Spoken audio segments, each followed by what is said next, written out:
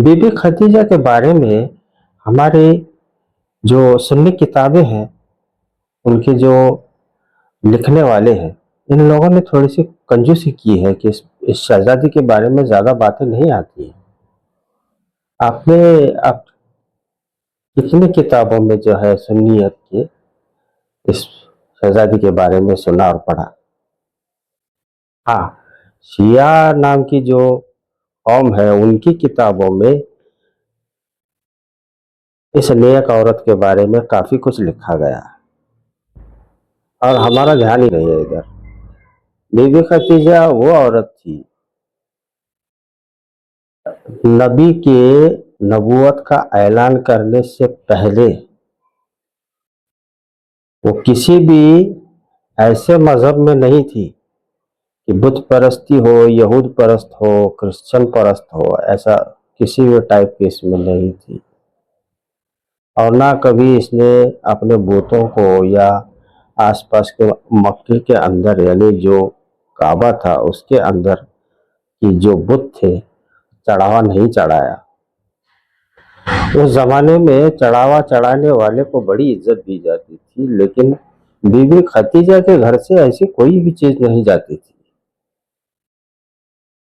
और दौलत में इतनी थी कि आज के जमाने के जितने भी बिलियनर मिलियनर मल्टी बिलियनर ऐसे थे, ऐसे वक्त उनसे ज्यादा दौलत रखने वाली एक अकेली औरत थी। और कमाल की यह बात थी कि उस जमाने में सबसे पहले आखिरी रसूल कौन है और किस तरह से होगा ये उसे मालूम था। उसने रसूल को एक दो नजर से देखने के बाद भी पहचान गई कि ये कोई अलग है, और उसने जो है अपनी शादी का रिश्ता खुद अपनी तरफ से भेजा। यानी अकल कमाल की थी इस औरत में। सुभान अल्लाह। दीन को फैलाने के लिए जब रसूलुल्लाह ने अपनी नबूवत का ऐलान किया तो दीन फैलाने के लिए अपने शौहर का, अपने नबी का उसने ऐसी मदद की कि जो है हमारी किताबें कम पड़ जाएंगी लेकिन आपको ढूंढने से भी नहीं मिलेगी हमारी अपनी सुन्नियत की किताबों में। एक किस्से में मैंने जो है पाया उनको, बड़ी अच्छी लगी बात, इसलिए मैं आपको बता रहा हूँ। उनमें से एक बात ऐसी थी कि दिन जब शुरू हुआ, रसूलुल्लाह ने ऐलान कर दिया कि मैं आखिरी नबी हूँ और मुझ पर ईमान लाइए, तो लोग यकीन नहीं कर रहे थे। बीवी खदीजा वो ऐसी औरत थी जो नबी को भी पहचानती थी और आसपास की कौम किस टाइप की है ये भी उसे मालूम था।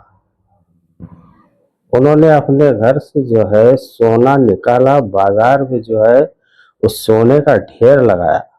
वो ढेर के बारे में कहा जाता है कि वो ढेर के पीछे खड़ा हुआ ऊंट नजर नहीं आ रहा था, इतना सोना वो बाजार में एक अकेले औरत ने जो है वो खड़ा कर दिया वहां घर में से लाकर, और ऐलान कर दिया कि ये आखिरी नबी है।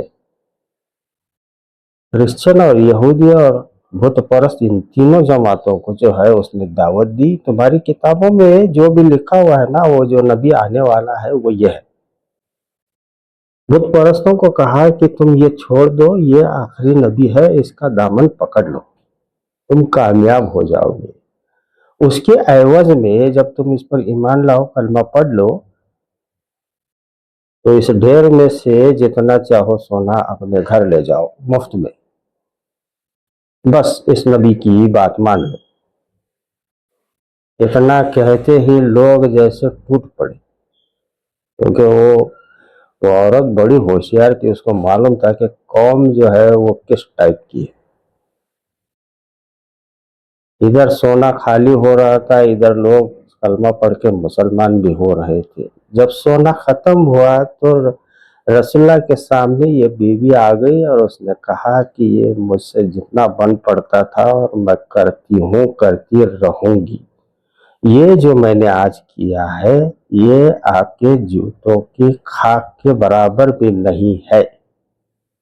ऐसा कहकर देखिए वो कमाल, उस औरत का देखिए कमाल, अपनी अमीरी का कभी भी इजहार जो है नबी के सामने नहीं किया और ना कभी घमंड किया। ये बाजार वाला सोना जब बांटने के बाद में का वाकया है, उसको जोड़कर दूसरा वाकया कहा जाता है। जब ये खत्म हुआ सोना तो रसूलुल्लाह की जूतों को अपने हाथ में लिया और अपने दुपट्टे से जो है और शाल से कोई चीज थी उनके कंधे पर, उस चीज से उनके जूतों को साफ किया और नीचे रखा। मेरा ये अमल आपके जूतों के खाक के बराबर नहीं। हमने जो है हमारी हिस्ट्री खुद की क्या कहती है इसकी तरफ बड़ा कम ध्यान दिया है, और इसलिए जो है हम जो चीज नहीं जानते उसके बारे में जो है अगर कोई गलत बयानी होती है तो हम बोल नहीं पाते। आप भी थोड़ा थोड़ा स्टडी कर लीजिए। अगर ये स्टडी कर लेंगे तो आपका ईमान भी बढ़ता रहेगा।